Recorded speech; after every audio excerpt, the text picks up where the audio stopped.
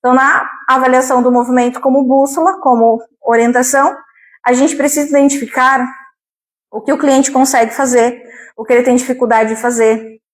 Porque, normalmente, a gente não pode pré-julgar alguém que já treina uma musculação, alguém que já treina, já tem um conhecimento de treino de outra parte técnica, que nunca treinou Pilates, vai ter realmente um condicionamento físico no Pilates. Uma coisa não tem nada a ver com a outra. Então, o que ele tem de força, o que tem de mobilidade de uma via técnica de outro esporte, outra atividade física, não tem nada a ver com a linha metodológica Pilates. E o Pilates, ele é o que dá base em a grande maioria dos outros movimentos. Por quê? Porque trabalha neuroevolutivo, é neurointegrativo. Quando a gente fala neuro, não é apenas neurológico, mas é o sistema nervoso, o córtex pré-frontal, que é o córtex motor, levando informação para esse sistema do sistema espinhal, que é o sistema segmentar. É o sistema realmente corporal. Então, tudo isso se soma. Então, quando a gente leva a integração do movimento do Pilates, ele dá base para musculação, ele dá base para artes marciais, né, para lutas, ele dá base para o balé, ele dá base para outras atividades de rotina, de basquete, de vôlei, de tênis, né, independente se eu estou fazendo uma simulação do gesto esportivo. O Pilates não é feito para a gente levar o gesto esportivo dentro do nosso atendimento. Ele dá base para isso. Por quê? Porque ele é uma complexidade neuroevolutiva, neuromotor. Então, a gente dá a base dentro do método e aí o cliente se sente mais satisfeito sobre via de performance, de técnica e de competência funcional. É isso que envolve a finalidade de um treinamento Pilates, de uma prática, de uma frequência desse treinamento Pilates. Porque ele dá base para vários outros movimentos. Porque realmente ele vai nesse fundamento inicial. Para a gente observar, a gente vai demonstrar aqui uma avaliativa do Roll Like a Ball, tá? É um exercício dentro do mat, que normalmente o pessoal não costuma passar, e ele é feito exatamente para ser inserido dentro desse repertório, porque ele é um repertório base. Ele é fácil de fazer? Não é fácil de fazer. Ele é fácil de explicar? Também não é fácil de explicar, mas é importante que a gente leve esse roteiro de movimento como via avaliativa e como via de treino também. Então, eu vou pedir para o meu parceiro aqui. Estou tendo dificuldades em avaliar e adaptar exercícios com alunos muito obesos, né?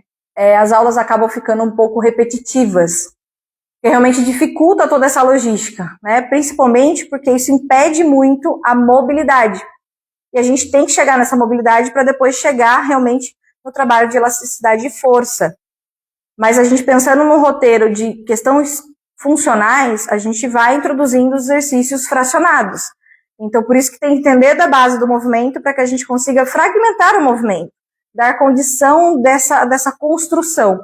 E aí, realmente, as aulas vão fluindo mais. Porque senão fica realmente aquelas aulas, né, toda limitada, né, os movimentos mais limitados, tá? Vou dar algumas dicas de avaliação e também de como levar esse Roll Like a Ball para os clientes. Ver se liberou o espaço aqui. Vou usar a base ali do Cadillac. Veja se o áudio tá bom para vocês, tá? Um cliente sentado. Tá? Então, sentado com as pernas aqui em cima. Tá? Então, ele vai ficar sentado da forma que ele conseguir ficar, uma base confortável. Ele vai dobrar os joelhos e apoiar os pés. Beleza? Ele tá já aqui fazendo uma contenção aqui com os braços. Mas o que a gente vai ver diante desse movimento?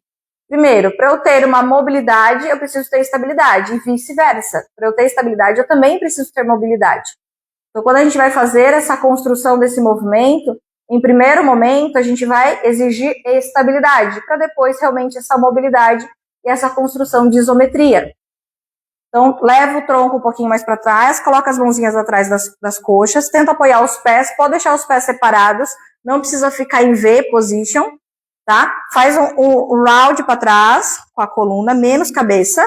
Então, a gente evita que a cabeça cervical fique muito exagerada nesse rolamento, não encosta o queixo no peito, porque toda flexão aumentada é uma parte compensatória. Então, não é só o que não faz, mas o que faz em excesso também é uma compensação, tá? É uma disfunção. Então, a gente faz um rolamento, cresce mais essa linha cervical, é como se eu quisesse crescer nessa curva C, e aí eu vou sustentar uma perna apenas, tirando um pé do contato, e volta.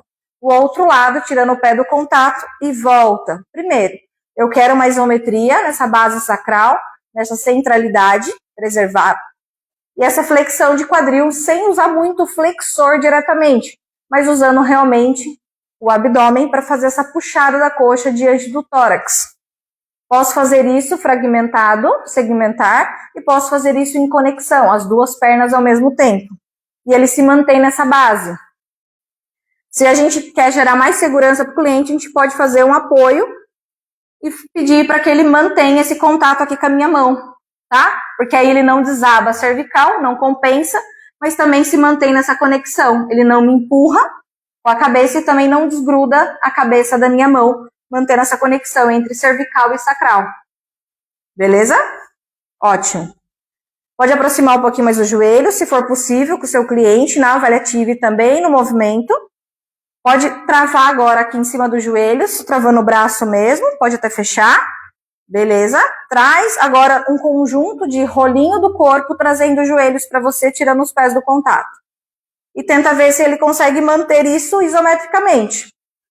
Beleza? Se ele não tem essa condição, pode voltar? Essa condição de manter, dificilmente ele vai conseguir executar o movimento. Para a gente não gerar insegurança ou desmotivações do aluno, a gente limita o movimento ali. Por quê? Porque eu não estou só usando como via de treino esse movimento, mas eu estou usando como via de avaliação. Se ele consegue se manter nessa isometria, nessa conexão do braço em relação ao quadril, em relação à centralidade, nesse apoio sacral, ele possivelmente vai conseguir fazer o movimento com mais finalização, com mais identificação da postura. Então faz essa conexão, se encaixa, linha cervical, rolinho para trás, isso. E faz esse rolamento para trás, vai e volta. Isso, vai e volta. Ótimo. Beleza? E aí ele consegue fazer, ele não conseguiu, ele criou uma nova alavanca e voltou, tá? Tudo isso serve como via de avaliação e como via de treinamento. Legal. O que a gente gostaria de ver sempre? Que esse movimento fosse levado, não em todas as aulas, né, obviamente, mas que fosse levado um pouquinho com maior frequência. Por que não em todas as aulas? Não é necessário a gente ficar levando o mesmo exercício toda a aula, mas a gente precisa voltar no repertório que a gente estimulou, porque senão a gente perde também o parâmetro avaliativo dentro do próprio exercício. Se ele faz esse único movimento e nunca mais faz, ou fica meses sem fazer o mesmo movimento, perde-se o fio de avaliação. Então, uma linha funcional, estrutural, o que eu preciso identificar qual estrutura está pecando no movimento, a estrutura por incompetência de função, que é por mobilidade, ou por elasticidade, ou por resistência ou força. Se eu não levo esse movimento de novo para reavaliar e condicionar de novo e melhorar essa performance, eu perco esse método avaliativo. Tá? Então, grande parte dos exercícios do MET, principalmente os primeiros, que são da base, ele serve como avaliação, reavaliação e intervenção diante da performance do movimento. Porque a partir desse movimento a gente consegue construir vários outros. Então a base, o alicerce, tem que ser respeitada para ter uma avaliação e também para ter performance de construção funcional para os próximos exercícios.